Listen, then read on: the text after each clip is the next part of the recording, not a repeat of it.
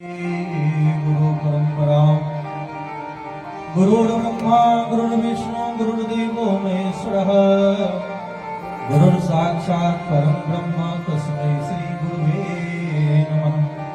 श्री सीताराम भगवान की, श्री हनुमान जी महाराज की।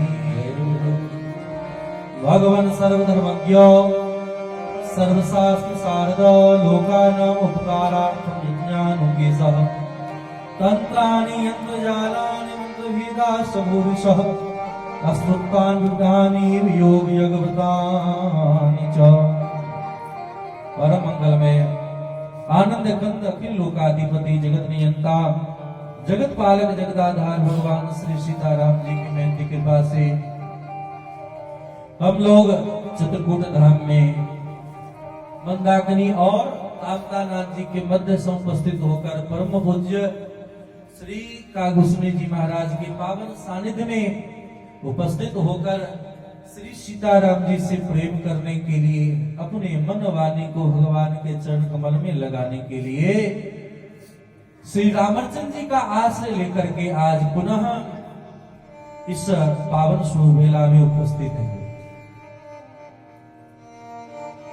सब जानते हैं कि वर्तमान जो परिवेश में जो लोग मान रहे हैं कि आज पुरातन वर्ष का अंतिम दिवस है, अब से कुछ ही देर बाद 2-4 घंटे में ही नए नूतन वर्ष प्रारंभ होने वाला है। तो उस नए वर्ष की बहुत बहुत शुभकामना मंगलकारी हो आप सबों के जीवन में। बहुत बहुत बधाई है, मंगलकारी हो। आप सबका मन भगवान के चरण कमल में लगी रहे। हर एक व्यक्ति घर द्वार परिवार छोड़ करके आज का सुंदर अवसर गुरुदेव के सन्निकट बिताना चाहते हैं, बिताना चाहिए, तीर्थ में बिताते हैं। बोले क्यों? बोले उनके संरक्षण में आज के दिन अगर शुभारंभ अगर अच्छा हो। देखो नंबर्स तो ऐसे चैत्य को माना जाता है, लेकिन जिस कार्य जिस नाम जिस तिथि जिस मुहूर्त को लोग मान रहे हैं, प्रचलन में जो है उसी को ही तो स्वीकार किया जाता है, करना चाहिए। यद्यपि शुद्धम लोग विरुद्धम ना करणीयम ना चरणीयम ये सूत्र दिया है, तो अगर यह कह दिया जाए कि नहीं ये नया वर्ष नहीं है तो गलत होगा, क्योंकि इस नववर्ष को तो मानते ही है, मानना भी चाहिए, सीधे सीधे मना नहीं किया जा सकता है। तो अभी तक 7 दिनों तक आप सबने भागवत कथा श्रवण किया, भगवान की प्यारी लीला कथा श्रवण किया, और आज भागवत कथा की पूर्णाहुति के रूप में श्री महाराज श्री के सानिध्य में बैठकर महाराज श्री स्वयं ही परीक्षित भी बने और यहाँ यजमान भी हैं। वैसे तो सब यजमान हैं, लेकिन महाराज जी के पावन सानिध्य में बैठ करके पूजा करना कराना परम सौभाग्य की बात है, परम मंगलकारी बात है। बड़ा ही आनंद का पावन विषय है। यहाँ प्रातः काल से हम लोगों ने रामचंद्र जी को देखा है कि कैसे विधि विधान से सजा करके मंडप तैयार करके भगवान में ही अपने मन को कैसे लगाया जा सकता है। आज भागवत जी का विश्राम भी था, मतलब भागवत जी की पूर्णाहुति के तौर पर जो भगवान की यात्रा होती है, उन यात्रा का भी हम लोगों ने दर्शन किया। हवन का भी कार्यक्रम आज ही था, संत भंडारा आज भी था, कुछ कल भी होगा भंडारा। तो कहने का भाव है कि जितने भी बाहर से भक्त जन पधारे हैं, सबका भी मन था कि आज यात्रा करने का। रामचंद्र को लेकर के आप सब अपना बहुमूल्य समय दे रहे हैं, इसलिए आप सबों को बहुत बहुत बधाई हो, धन्यवाद के पात्र हैं। खास करके भिंड मुरैना वाले जितने भी लोग हैं, ग्वालियर वाले हैं, इतना बहुमूल्य समय अपना देख करके भागवत कथा में और इस सुंदर समय में आप लोगों ने बिताया, इसके लिए बधाई के पात्र हैं। यहाँ से रामचंद्र जी का अभिप्राय क्या है, संक्षिप्त में मैं बात रखूंगा, क्योंकि बहुत विलंब हो चुकी है। जैसा कि यथा नाम तथा गुण, नाम ही है राम जी का अर्चन, राम अर्चन। जैसे रामचरितमानस भगवान का जो चरित्र है और वो हमारे मानस पटल में कैसे बैठ जाए, वही तो रामचरितमानस है।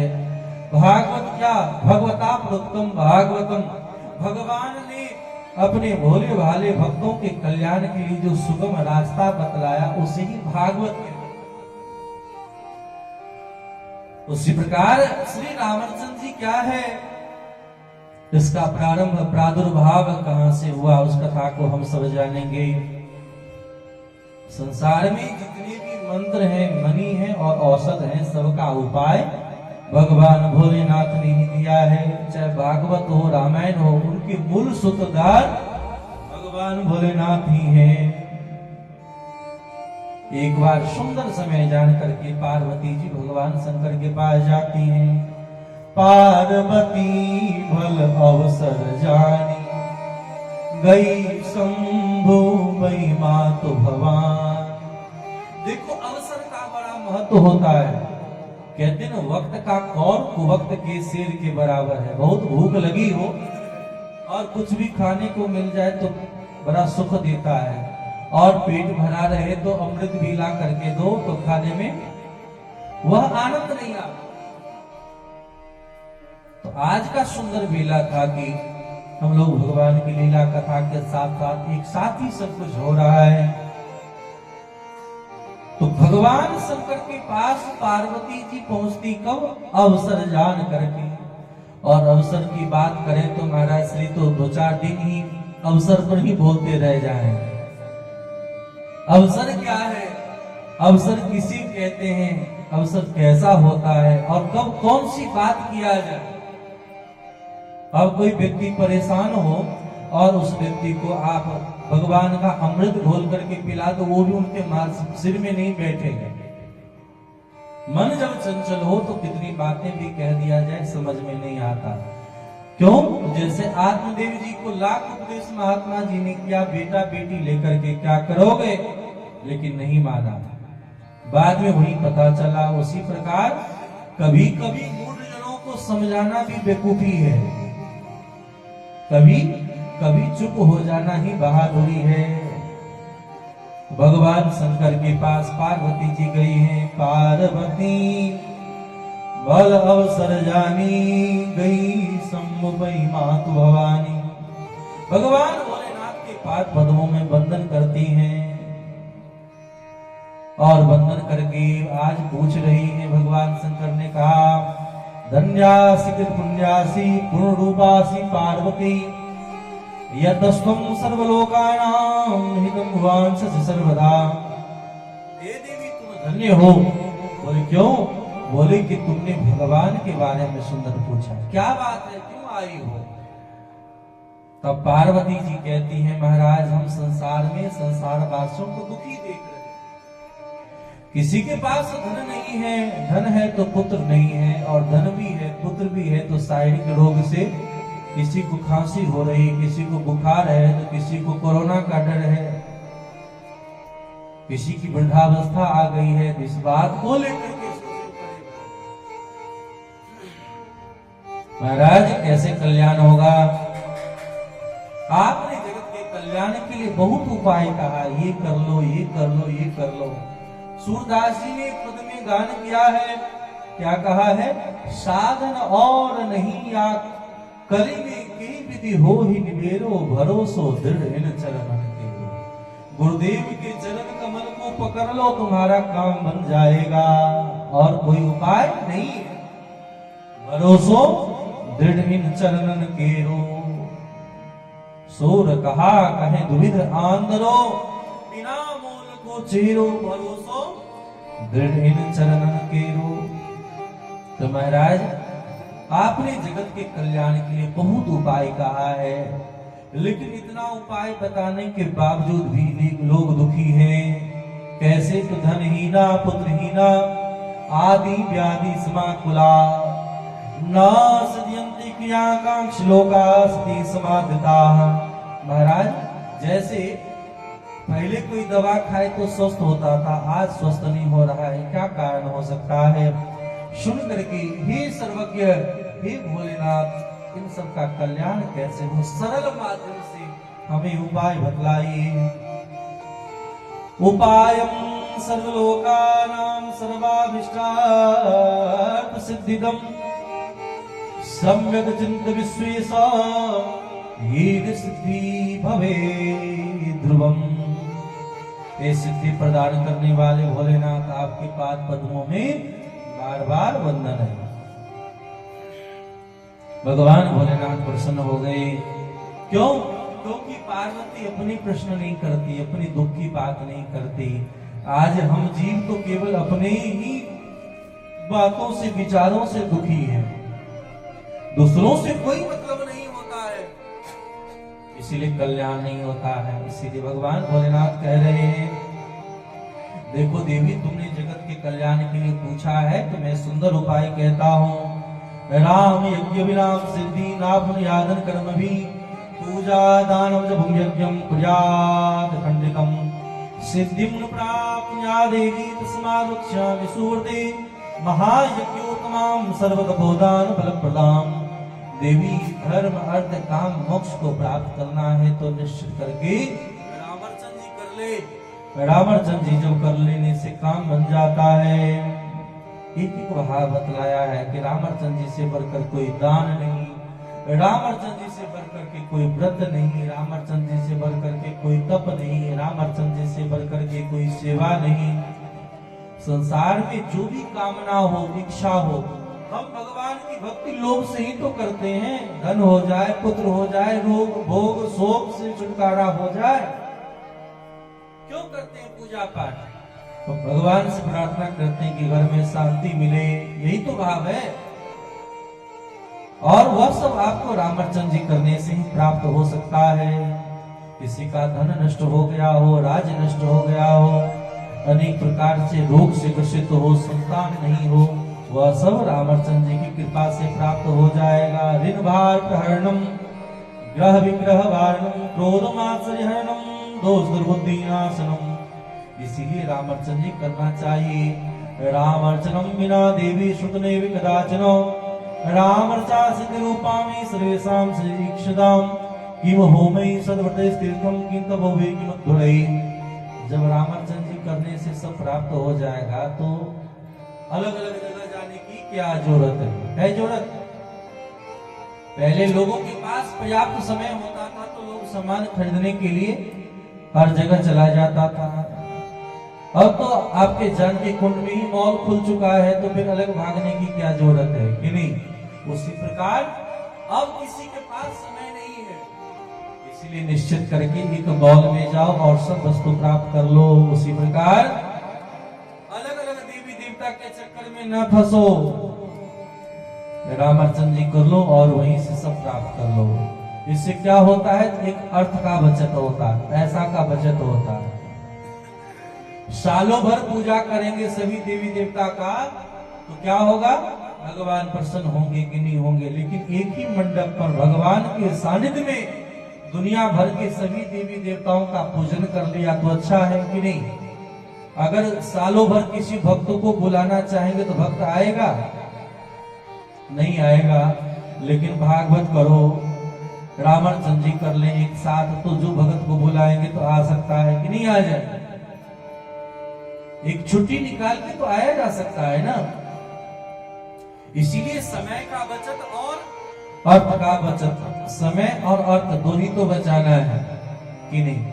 तो दोनों को बचाने के लिए एक ही दिन में सुबह से लेकर के शाम तक ही तो, हर एक दिन तो समय निकाल ही सकते हैं।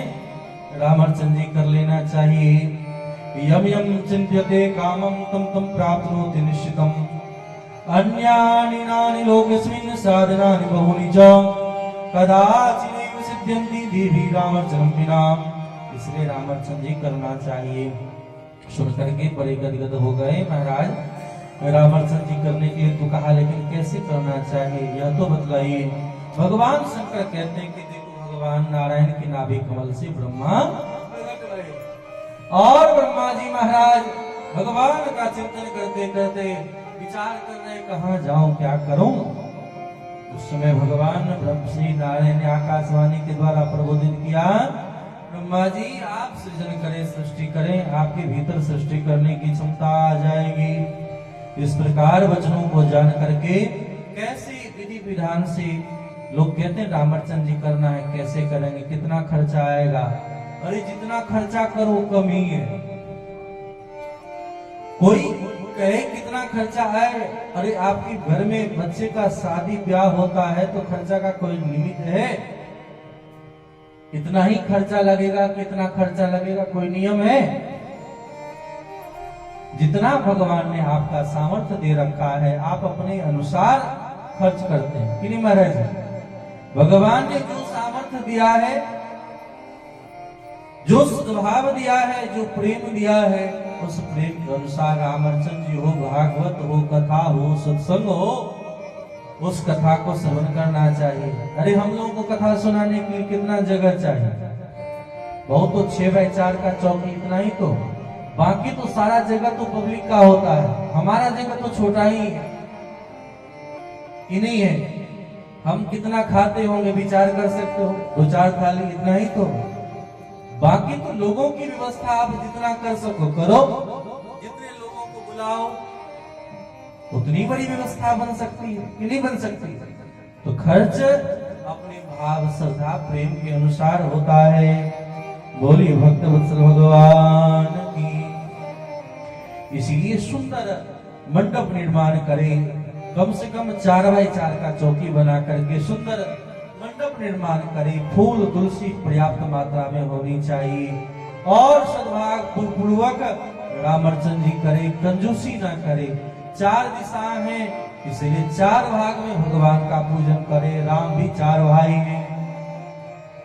इस प्रकार विधि विधान से जब अनेक देवी देवताओं के साथ साथ अंत में श्री सीताराम जी का पूजन करे, भगवान को सुंदर भोग लगावे और भोग लगा करके अंत में वह प्रसाद हनुमान जी को अर्पण कर दे। हनुमान जी को अर्पण कर देने से हनुमान जी महाराज सभी प्रकार की कामनाओं को सिद्ध कर देते हैं। बोलिए श्री रामचंद्र महायज्ञ की।